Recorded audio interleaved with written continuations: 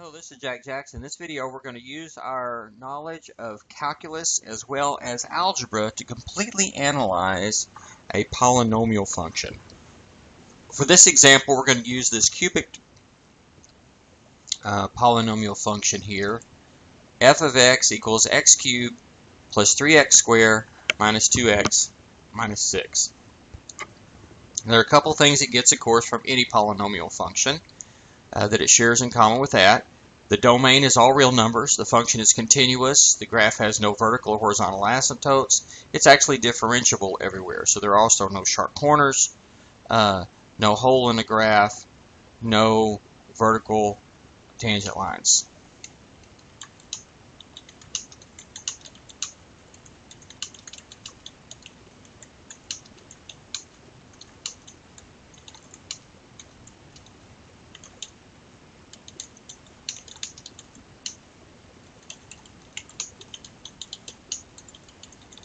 Now what it could have is some X intercepts, Y intercept, definitely has a Y intercept.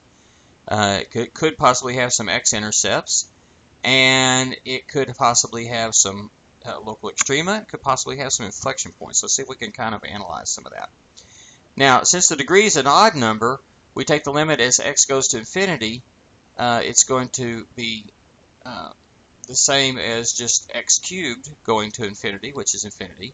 And as you go to negative infinity, this goes to negative infinity. So that means the range is all real numbers, and that means it for sure crosses the x-axis at least once. Note that the y-intercept is, when you plug in 0, all these terms go away, and you just get the last term, negative 6. So 0, negative 6 is the y-intercept. Now, probably the next thing I want to do is just go ahead and use graphing technology to go ahead and graph it. So I graph this like this in my TID4 here. X cubed plus 3x squared minus 2x minus 6. And I just did a zoom standard, so I used a standard window. And that showed a pretty decent looking version of the graph, so let's go with that.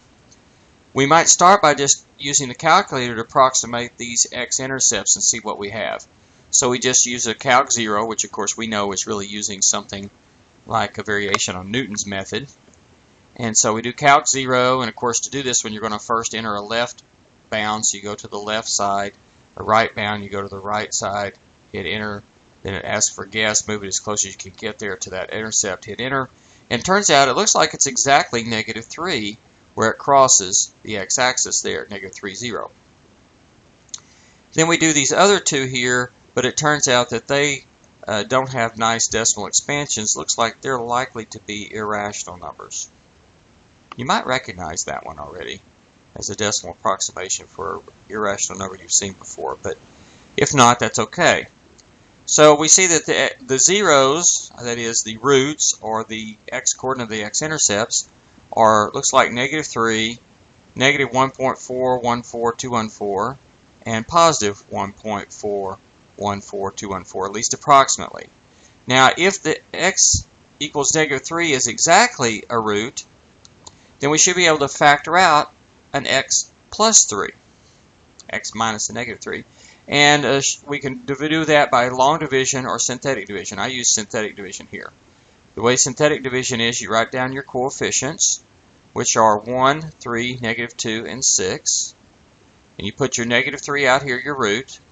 You bring down the first coefficient here. Negative 3 times 1 is negative 3. Add, you get 0.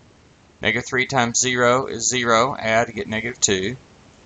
Negative 2 times negative 3 is positive 6, and add and get 0. Of course, we were hoping this was going to be 0, which it will definitely be that if this was the root, okay? And x plus 3 is a factor. And since it worked out exactly, it's not approximately negative 3, it's exactly negative 3.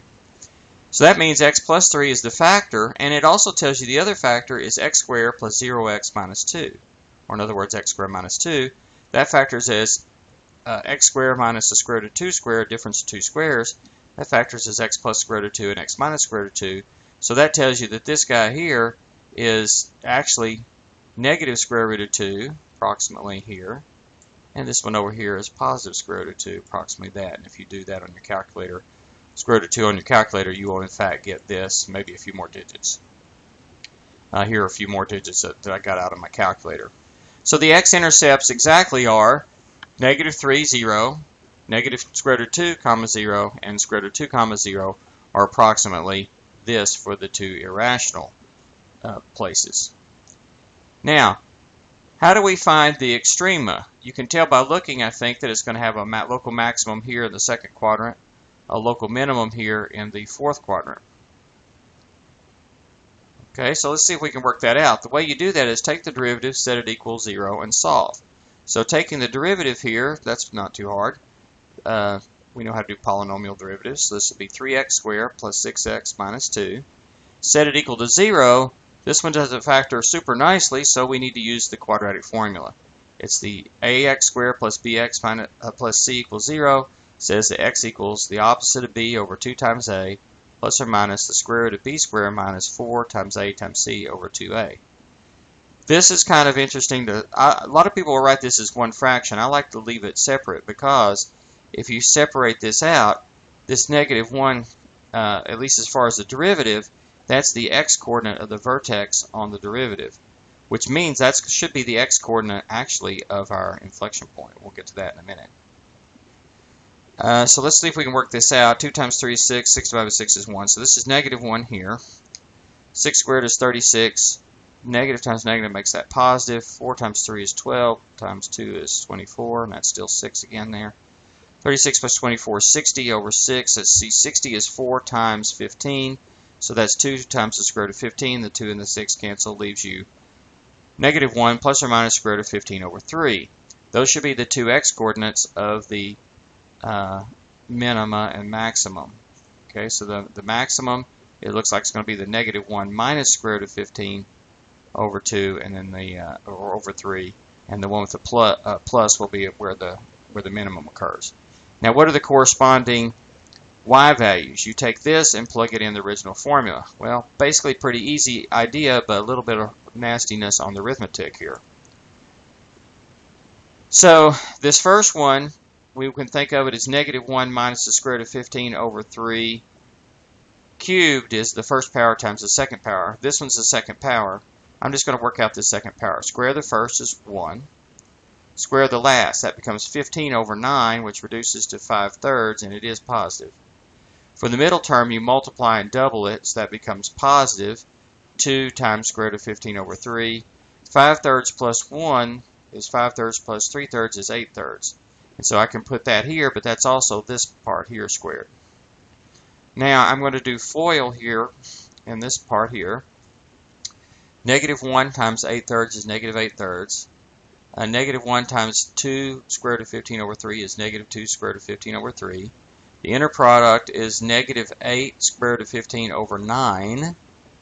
And the last times last is negative, okay, now wait a minute here. Square root of 15 times square root of 15 is 15. So I've got 2 times 15 over 3 times 3. The 3's cancel, leave me just a 3 in the bottom.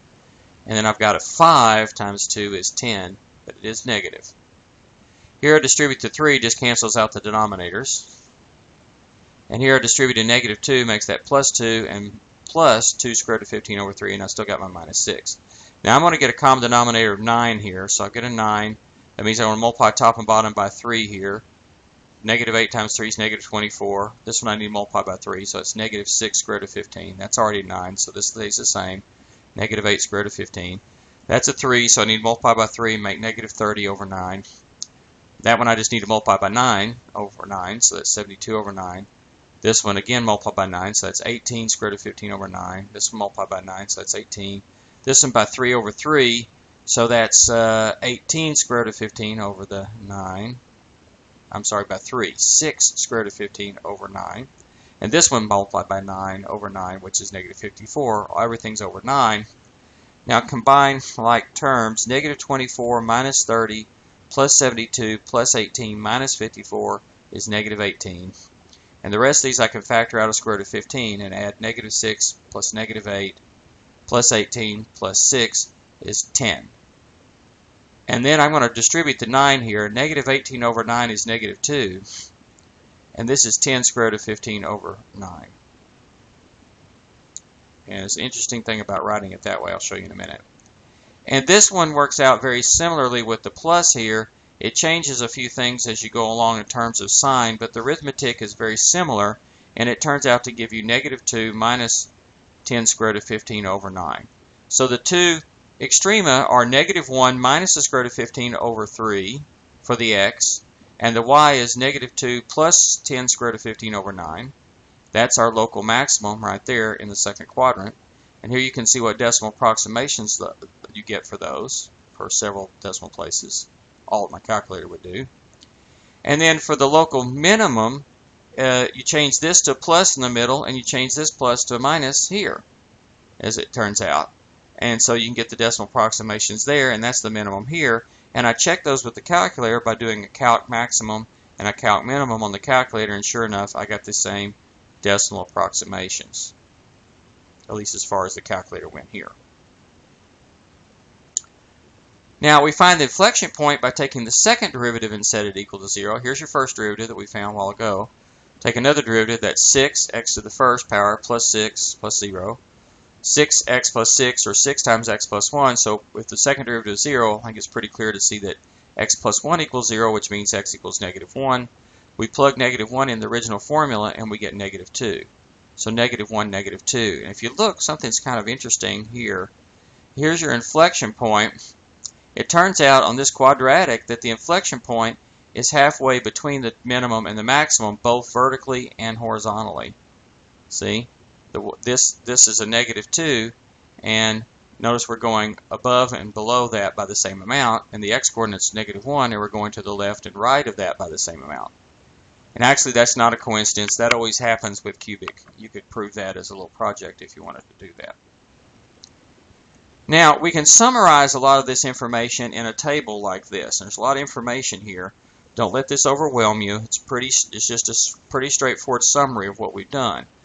Basically, what I've got in the first two lines is just a table of x's and y's. And some of it I've got as specific numbers. Like here's a specific number, negative 3, 0 is an xy coordinate of an x-intercept. And then we have another specific point right here. There's an x and y, and that's where the local maximum is. Here's another xy where the x-intercept is, another x-intercept. Here's an xy where the inflection point is. Here's the x and y where the, right here, there's the xy at the local minimum, and here's the x and y at the x-intercept. Now, if you think about this, to the left of this 0, I don't have all the y's worked out, but I know that they're all negative numbers. And in between here, in this interval, between these 2 points here, between those 2 points there, this interval, I know all the y's are positive. And they're actually positive all the way across here. And then it becomes 0 again, then it's negative on this interval between those two. And it stays negative all the way to this next place over here at square root of 2. And then it's positive on the outside. Now let's take, what does that tell us about the graph?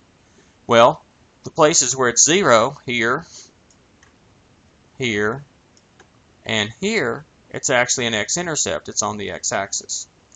The places to the left of this last one, or the first one on the left, we have the y's are negative, so that means the graph is below the x-axis.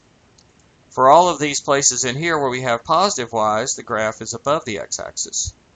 For places, of course, there it's on the x-axis again, and over here, all the way through here, between negative square root of 2 and positive square root of 2, the graph is below the x-axis. It's on the x-axis at square root of 2, and to the right of square root of 2, the graph is above the x-axis. Now, how about the derivative? The derivative is 0 right here, so that's actually a local maximum, and the derivative is 0 right here at this point, and that's the local minimum.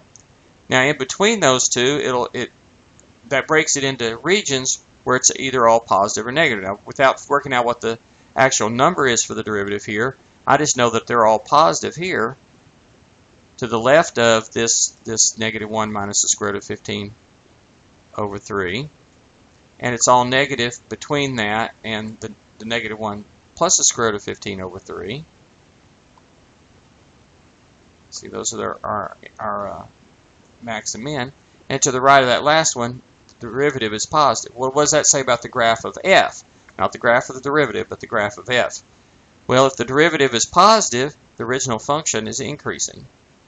And if the derivative is negative, the original function is decreasing. And where the derivative is positive, the original function is increasing.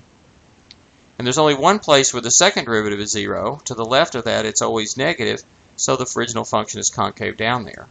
And to the right of that, the second derivative is positive, so the original function is concave up, and the inflection point is happening right there. So it kind of summarizes all these things. Now, in the days before graphing calculators, what we would do is we would work out a table like this ahead of time before we even attempted to try to graph the function. And then we would plot some of these key values, particularly this 1, 2, 3, 4, 5, 6 interesting points, and then maybe the y-intercept too, maybe 7 interesting points there that we would maybe graph. And then we'd use a table like this to kind of fill in the blanks in between, and then maybe graph plot a few other points. Well, nowadays what we do, of course, is we graph it with the calculator or computer, but this table then summarizes everything that we've seen. And so just saying what I just saw in the table is, from negative infinity up to negative 3, the graph is below the x-axis, increasing concave down. From negative 3 to this guy right here, which is, I think, negative 1 minus the square root of 15 over 3, the graph is above the x-axis, still increasing, concave down. It reaches a local maximum right there. From here to here, in this region, it's decreasing, concave down, and above the x-axis. It hits the x-axis here. Still decreasing, concave down until it hits this inflection point at negative 1, negative 2. After that, it switches to concave up for the rest of it. But for this next piece, from negative 1 to here, which is, I believe, negative 1 plus the square root of 15 over 3, with the original function is decreasing, concave up. It reaches a minimum there. From there on, it goes up, increasing, concave up the rest of the way, below the axis here until it hits its square root of 2, and then above the axis from there on. And notice that it does hit the y-axis at 0, negative 6 as well, like we noticed. So a lot of these features we can see summarized there. So you can kind of see I've plotted the points for the inflection points, the x-intercepts, the maximum, and the minimum. I could have also plotted some extra dots on top of some other things like the y-intercept or some other things too. Well, another thing is not only look at the graph, maybe look at the table. So here a table of some of the interesting values. From negative 4 to 2, all the integer values for x. Turns out the y's are also integer values right there. You can see one of the x-intercepts at negative 3, 0 right there. Notice you see a y going from negative 4 to 10.